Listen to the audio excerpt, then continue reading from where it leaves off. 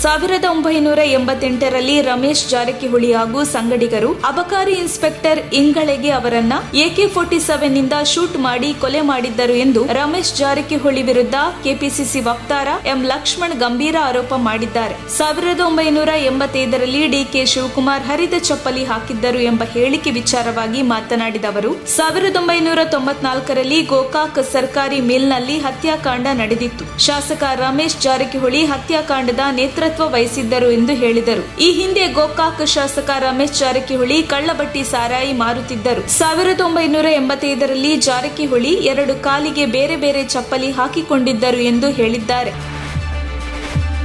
Mobile ಹೆಚ್ಚು ಬಳಸದಂತೆ ಬುದ್ಧಿವಾದ ಹೇಳಿದ್ದಕ್ಕೆ ಬಾಲಕ ಆತ್ಮಹತ್ಯೆ ಮಾಡಿಕೊಂಡಿರುವ ಘಟನೆ ದಕ್ಷಿಣ ಕನ್ನಡ ಜಿಲ್ಲೆಯ ಮಂಗಳೂರಿನ ಕೋಟಿಮುರೆ ಎಂಬಲ್ಲಿ ನಡೆದಿದೆ. ನೇಣು ಬಿಗಿದುಕೊಂಡು 9ನೇ ತರಗತಿ ವಿದ್ಯಾರ್ಥಿ 14 ವರ್ಷದ ಜ್ಞಾನೇಶ್ ಆತ್ಮಹತ್ಯೆ ಮಾಡಿಕೊಂಡಿದ್ದಾನೆ. ರೆಡ್ ಬ್ರಿಕ್ಸ್ ಅಪಾರ್ಟ್ಮೆಂಟ್ನ ಜಗದೀಶ್ ವಿನಯ ದಂಪತಿ ಪುತ್ರ ಜ್ಞಾನೇಶ್ ಹೆಚ್ಚಾಗಿ ಮೊಬೈಲ್ ಬಳಸುತ್ತಿದ್ದ. ಇದರಿಂದ ಬೇಸತ್ತ ತಾಯಿ ವಿನಯ ತನ್ನ ಮಗನಿಗೆ ಫೋನ್ ಬಳಸುವ ಬಗ್ಗೆ ಗದರಿದ್ದಾರೆ. ಇದರಿಂದ ಮನನೊಂದ ಬಾಲಕ ಸ್ನಾನ ಮಾಡಿ ಬರುವುದಾಗಿ ರೂಮ್ನೊಳಗೆ ಹೋಗಿ ಫ್ಯಾನ್ ನೇಣು ಬಿಗಿದುಕೊಂಡು ಆತ್ಮಹತ್ಯೆ ಮಾಡಿಕೊಂಡಿದ್ದಾನೆ. ಕಂಕನಾಡಿ ನಗರ ಪೊಲೀಸ್ ಠಾಣೆಯಲ್ಲಿ ಪ್ರಕರಣ ದಾಖಲಾಗಿದೆ.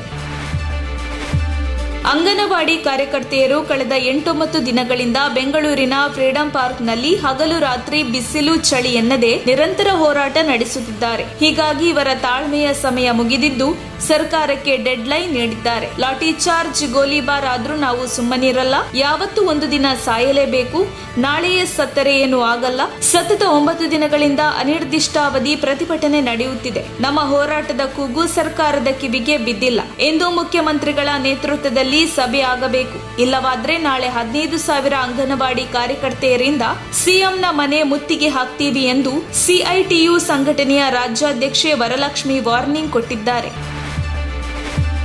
ಫಾಲ್ಗರ್ ಜಿಲ್ಲೆಯ ದಹನು ಪ್ರದೇಶದಲ್ಲಿ ಮುಂಬೈ ಅಹಮದಾಬಾದ್ ಹೆದ್ದಾರಿಯಲ್ಲಿ ಕಾರು ಮತ್ತು ಬಸ್ ನಡುವೆ ಭೀಕರ ಡಿಕ್ಕಿ ಸಂಭವಿಸಿ 4 ಸ್ಥಳದಲ್ಲೇ ಮೃತಪಟ್ಟಿದ್ದಾರೆ. ಕಾರು ಗುಜರಾತ್ನಿಂದ ಮುಂಬೈಗೆ ತೆರಳುತ್ತಿತ್ತು. ಕಾರು ಚಾಲಕನ ನಿಯಂತ್ರಣ ತಪ್ಪಿದ ನಂತರ ಬಸ್ಗೆ ಡಿಕ್ಕಿ ಹೊಡೆದಿದೆ. ಡಿಕ್ಕಿಯಲ್ಲಿ ಕಾರು ಸಂಪೂರ್ಣ ನಜ್ಜುಗುಜ್ಜಾಗಿದೆ. 4 ಸ್ಥಳದಲ್ಲೇ ಮೃತಪಟ್ಟಿದ್ದಾರೆ ಎಂದು ತಿಳಿದು ಬಂದಿದೆ.